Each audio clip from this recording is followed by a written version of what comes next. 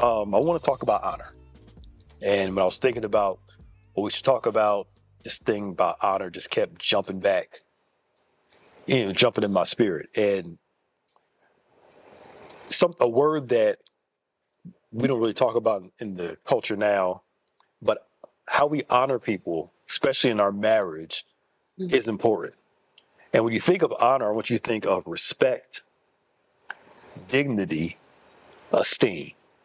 Respect, dignity, esteem. So when I'm honoring somebody, I'm respecting this person, I'm showing them dignity, treating them like they're worth it, and I'm esteeming this individual. The Bible talks to us in Romans about learning to honor others, esteem others more than yourself. And in a world where it's all about me, me, me, me, me, me, me, God is like, look outward towards the other. So I kind of want us to talk about how honor and treatment go together. Honor and treatment go together. I cannot mistreat her and then claim that I respect her and I honor her. Because I treat people based off my perception of them, my ability to respect said person. Because if I respect you, there's some things I just won't do to you, which is why when you're being mistreated by somebody you care about, you also feel disrespected. You don't feel honored. So with that, I kind of just set up the premise when you're doing, she's a therapist, so when you're doing your marriage counseling, even your own personal life, if we talk about honor, behavior, dishonor, and behavior, we always try to separate those two. That's what I'm trying to. We try to say, I love you, but my behavior is like, you're not showing me that you love me. You're talking about a feeling, not a practice. So, kind of elaborate, take your time, take all the time in the world, just, do what you got to do. Okay. The first thing that while you were talking that came to mind for me was authenticity, right? Because in order to do any of those things, it's what's in the heart comes out. So the behavior reveals what's in the heart. So my respect, my honor, all those things are resembling what's happening within me. So I think about just like the story we all know of Adam and Eve in the garden. I think her behavior was a revelator and of what was going on within her was revealed in her behavior. Right. So the dishonor came by what was already in her. Yes. And I think you can't separate the two. So I'm going to behave according to how I either view myself, my own needs, and then she brought her partner into what was in her heart, yes. And so that is something that I think you can't separate. So what is in me is going to be seen in how I treat you, and it's also revealing my view of God. Those things work synonymously together. And so respect, honor, behavior, all those things, I think reveal what's authentically in our heart. It's like those things working synonymously together. You can't separate, who a person is by what they do. Right. Right. That was a good revelation too. I'm gonna use that. That's my wife right there. But I'm like, proud. But you're right. We treat people the way we treat ourselves. If I dishonor me, I can't help but to dishonor somebody else. And so it starts with the work within us, which means that we have to learn to honor ourselves in two ways. Esteeming ourselves, not in an arrogant way or thinking yourself more than you should, as scripture says, but valuing who we are and then valuing other people. Because on the other side of it too, is that we have a right to how we want to be treated and how we want to be honored. Right. Problem is when I want to be treated good, but I want to dishonor you at the same time, which means I'm dishonoring myself. Here's how it looks. If marriage is the two becoming one, right? Paul, I use this example and I'll relate it to marriage. In Ephesians 4,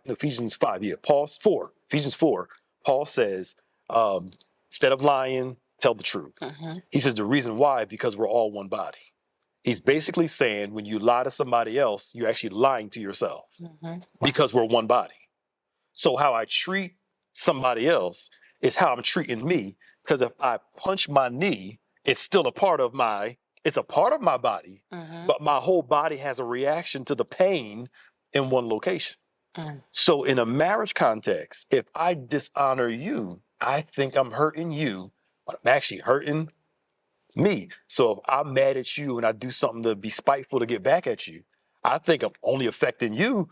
But if we're one, it's going to come back and hit me. So you're right. I like that. Wonderful point.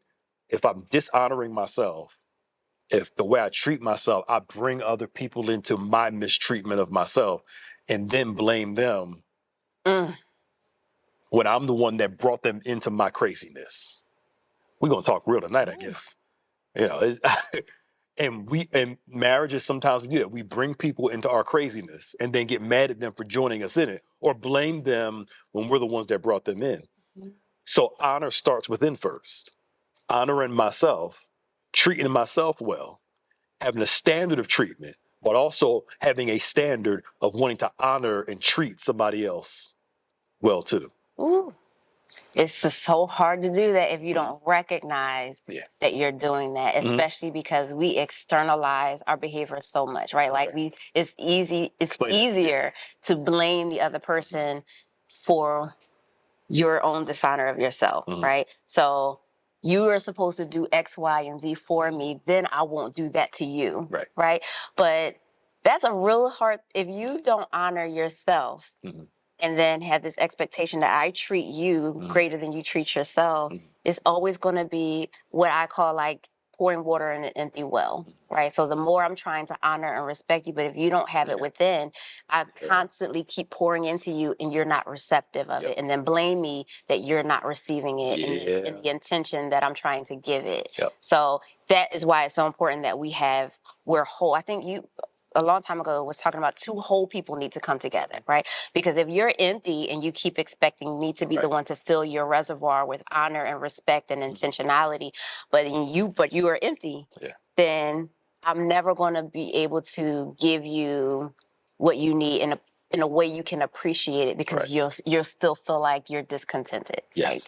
You know, and I think that's actually puts another person at a disadvantage, especially in marriage, or seriously dating. Prayerfully, is somebody working that out before they get married, because you're able then to recognize and work through that in advance before it turns into, now we're one and we're trying to work on traumas and learn how to respect each other after we're already married. Like that has to come beforehand. And if you're in that after the fact, you can walk through a process with it now to do what should have been done beforehand. But you said something that kind of clicked in me, two things. When people say the phrase, "you make me feel," my feelings is not her responsibility.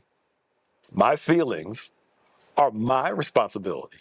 This does not negate bad treatment, the way you treat me, but how I feel during the course of the day, it's not somebody else's responsibility.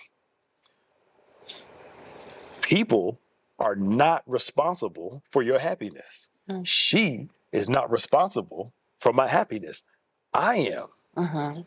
She comes to make me happier, but she's not responsible to make me happy. And vice versa. I'm not responsible for her happiness.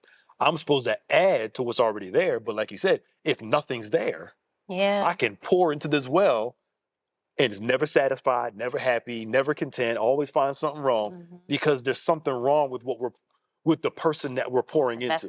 The vessel's the issue, but you have to learn to take control of your happiness and be responsible for your feelings. Not to say, people don't come to add or hurt it, but if you hurt my feelings, it's not your job to be there to totally fix my feelings. Apologize, make amends, do the right thing.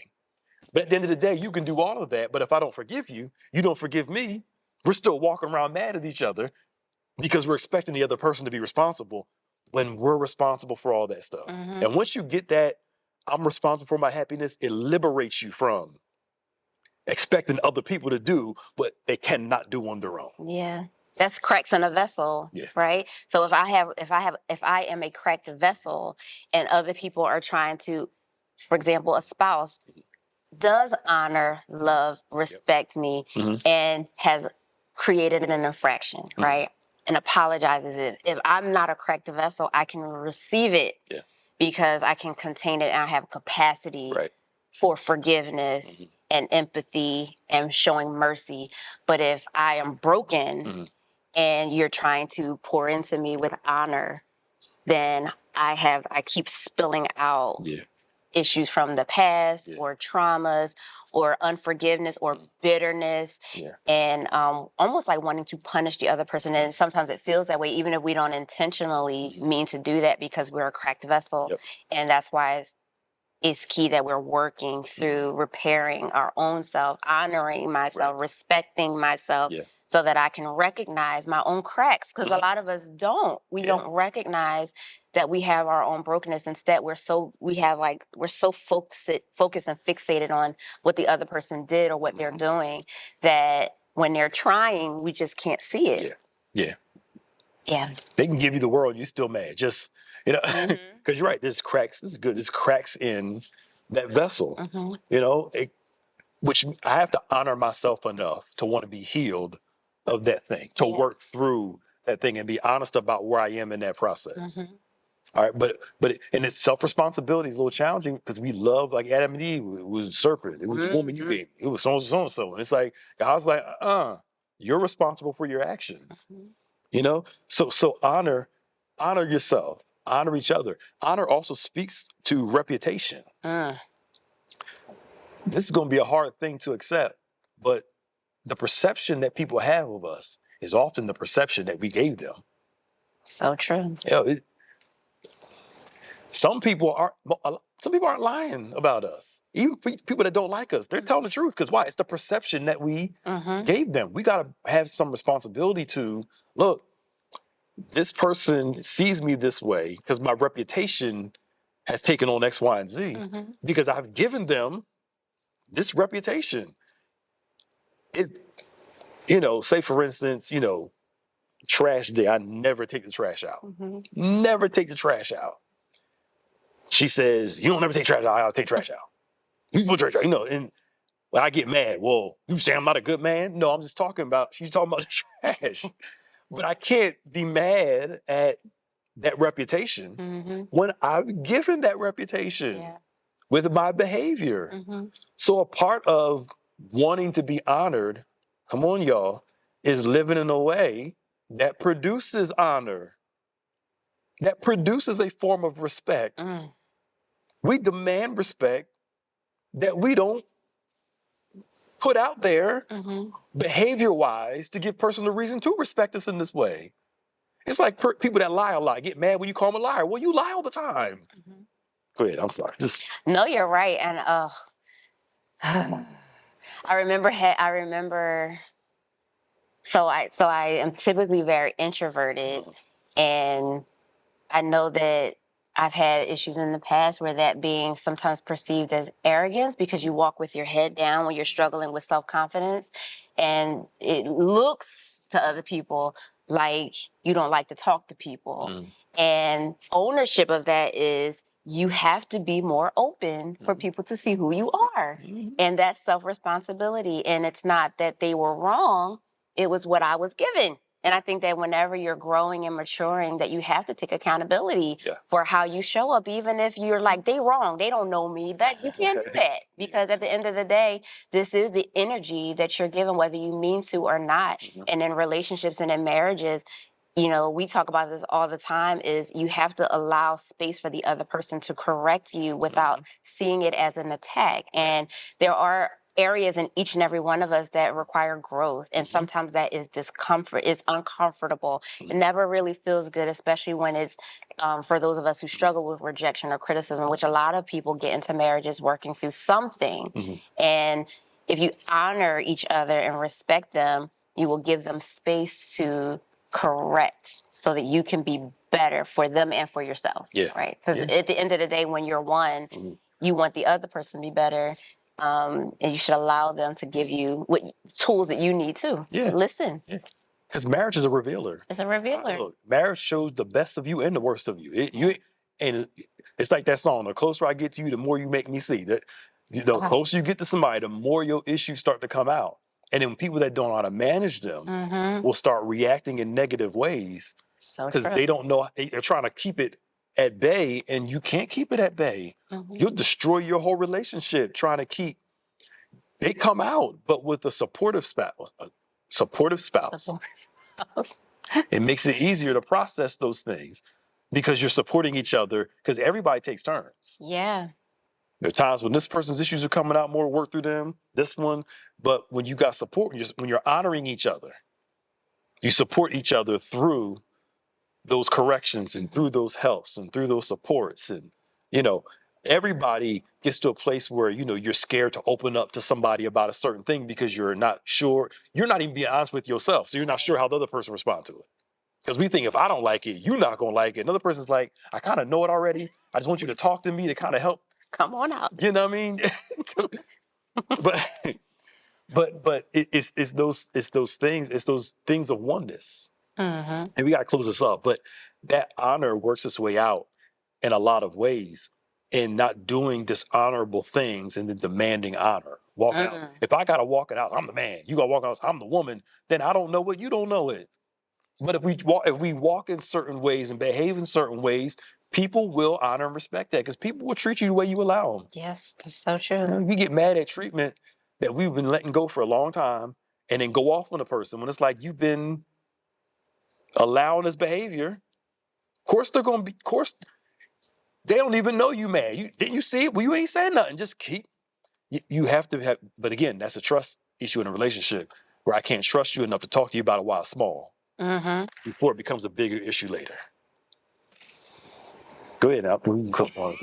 Just I don't want to. I wasn't trying to ruffle no feathers. All that stuff is you can't do it in marriage. You have the small stuff matters. The catching it while it's hot, right? While the issue comes, when the issue comes up, is that trust has to be there to say, when you get a second, let's talk this through. And instead of letting it fester and then boom, we blow up, and the person feels blindsided, like. How was I supposed to know that? Well, you should have known. That drives me nuts when people say that. Like, how did they know? Even as a therapist, when they say, "Well, I shouldn't have had to tell him, shouldn't have had to tell her." Why would you say that? People don't know how to honor you with your mouth shut.